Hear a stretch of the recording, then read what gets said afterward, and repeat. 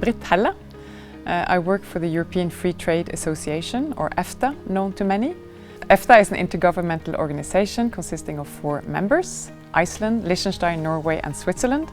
And we were set up in 1960 for the promotion of free trade and economic integration between our then 7 members. The EFTA Secretariat in Brussels, where I work as the director of the Internal Market Division, is mainly engaged in the EEA agreement, European Economic Area Agreement, where our 3 members, Iceland, Liechtenstein and Norway, participate in Europe's internal market. Switzerland has its own bilateral agreements which actually allow Switzerland to be a part of the free movement of goods. To represent EFTA in the standardization system is one of the responsibilities within my division. I'd like to underline, while our association to the internal market is as non-members of the European Union, in the standardization system we are full members and we participate through our national standardization bodies as all the other European countries, both financially and by taking on leading positions. And EFTA, as an intergovernmental organization, contributes as a co-funder together with the Commission. And I think I'd like to say that EFTA, as relatively small countries, we have a tradition for export, for collaboration, because otherwise we wouldn't survive. And this is a value that we carry into the European standardization system, and that comes very natural to us to actually support such a collaborative approach.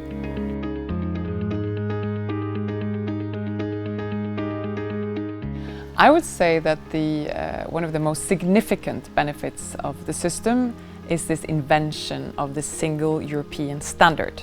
That one standard applies to all the European countries, which then allows a relatively small company, for example in Norway, who's producing for the home market, to actually export to any of the European countries or all of them without any additional red tape connected to the technical requirements of his products, his or her product. Another remarkable feature of the system, to me, is its inclusiveness. The fact that stakeholders like small and medium enterprises, environmental organizations, consumers, workers, labor unions actually have a say in the process. To me, that's a way of reflecting European values, and it creates trust in the system. A last point I'd like to make is that it's really quite extraordinary how the 34 member states of the European standardization system have managed and continue to manage to cooperate and further develop the system in such a complex environment as that we are facing, and how European standards are contributing to the global technical requirements of products is quite amazing. This is an export of European values, and I would say that maybe we could say that European standardization system is a gold standard of standardization.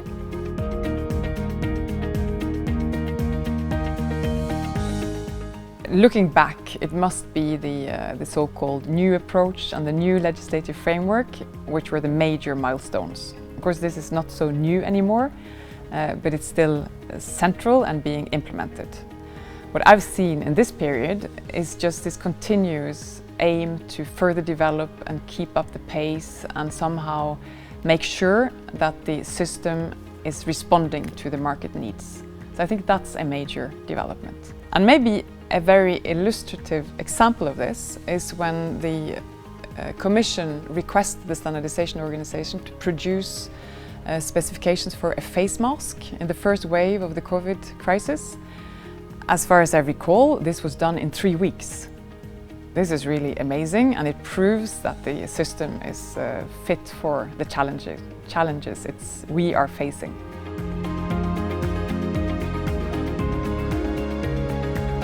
Well, I think it's quite clear that the need for developing speedy procedures as the technological change is going into, we're talking about a new technological revolution, that will definitely be a challenge for the system that I'm sure it will manage to adapt to. The strong need for interaction and collaboration will only increase as the divides between the traditional product sectors are becoming blurred.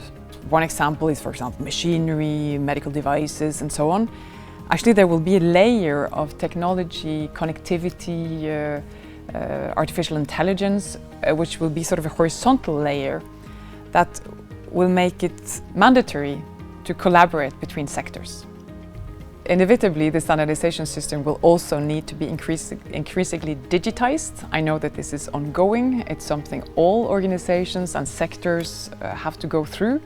And I find that there are great opportunities in this development because we have seen now through the crisis that we can actually, instead of meeting physically, which require a lot of traveling, a lot of time management, we can actually have short, efficient meetings over virtual platforms. This is maybe a threat for some, but I do think there are opportunities, and particularly maybe for such a system as the standardization system, where there are so many meetings, we could probably sort of target the approach better. But of course, we need to decide, or the member states need to decide on a common digital platform. This is complex, but I'm sure that will be part of the further development.